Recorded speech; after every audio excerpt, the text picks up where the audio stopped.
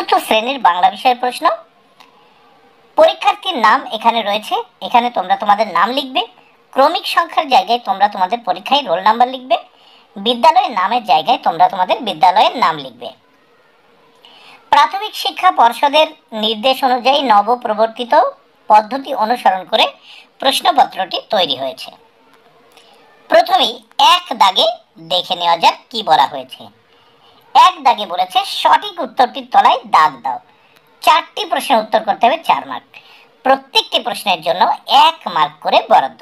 1 ক, 1901 সালে দক্ষিণ মেরু অভিযান করেছিল। উত্তর হবে দেখো ডিসকভারি।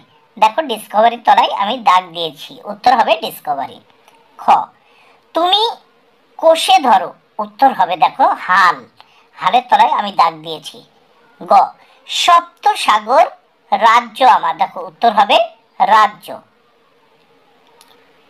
ঘতে দাদু গাছ থেকে পড়ে অচেতন হয়েছে। দেখো উত্তর হবে গাছ। এবার নেক্সট আমরা 2 দাগ দেখব। 2 দাগের প্রশ্ন ও উত্তরগুলো দেখে নেব। নিচের প্রশ্নগুলির একটি বাক্যে উত্তর লেখো। 4টি প্রশ্নের উত্তর করতে হবে 4 মার্ক। প্রত্যেকটি প্রশ্নের জন্য 1 মার্ক করে বরাদ্দ। নিচের প্রশ্নগুলির একটি বাক্যে উত্তর লেখো। দেখো 2 ক, জলের দেবতা বলে কাকে আমাজনের বাসিন্দারা মানে? উত্তর দেখো আমাজনের বাসিন্দারা বোতকে জলের দেবতা বলে মনে করত। 2 খ, সত্যি চাওয়া কবিতাটির লেখকের নাম কি? উত্তর সত্যি চাওয়া কবিতাটির লেখকের নাম নরেশ গুহ। 2 গ, হোসেন মামা কি কি উপহার এনেছিলেন? উত্তর হোসেন মামা 1 কাঁদি পাকা কলা এবং 2টি কাঁঠাল উপহার এনেছিলেন। ঘ, টমবয় শব্দের অর্থ কি? টমবয় শব্দের অর্থ, টমবয় কথাটির অর্থ হলো দুরন্ত বা ডান পিঠে ছেলে। টমবয় কথাটির অর্থ দুরন্ত বা ডান পিঠে ছেলে। এবার দেখো 3 দাগে। 3 দাগে কি বলেছে? অর্থ লেখো। 4টির অর্থ লিখতে হবে। 4টি শব্দ দেয়া রয়েছে এখানে। এই 4টির অর্থ লিখতে হবে, এর জন্য রয়েছে 4 মার্ক। প্রত্যেকটি শব্দের অর্থ লিখনের জন্য 1 মার্ক করে বরাদ্দ। প্রথম আছে 3 ক, কচি। শব্দার্থ হবে নবীন। 3 খ, নিশানা। এর অর্থ হলো নিদর্শন। 3 গ, আস্তানা। এর অর্থ হলো বাসস্থান বা আশ্রয়স্থল। ঘতে আছে সওদা। সওদা কথার অর্থ হলো পণ্য দ্রব্য ক্রয় বা বেচা। 4 দাগে দেখো বিপরীতার্থক শব্দ লেখো। 4টি বিপরীত শব্দ লিখতে হবে, এর জন্য 4 মার্ক। প্রত্যেকটি বিপরীত শব্দ লেখার জন্য 1 মার্ক করে বরাদ্দ। 4 ক, বালিকা বিপরীত শব্দ বালক। দুরন্ত বিপরীত শব্দ শান্ত। গতে বন্ধ এর বিপরীত শব্দ মুক্ত বা খোলা। ঘতে আছে বড় ছেলে, এর বিপরীত শব্দ হবে, তোমরা দেখে নাও, ছোট ছেলে। এবার আমরা এই প্রশ্নপত্রের নেক্সট পেজ দেখে নেব। নেক্সট পেজে কি আছে দেখে নেওয়া যাক।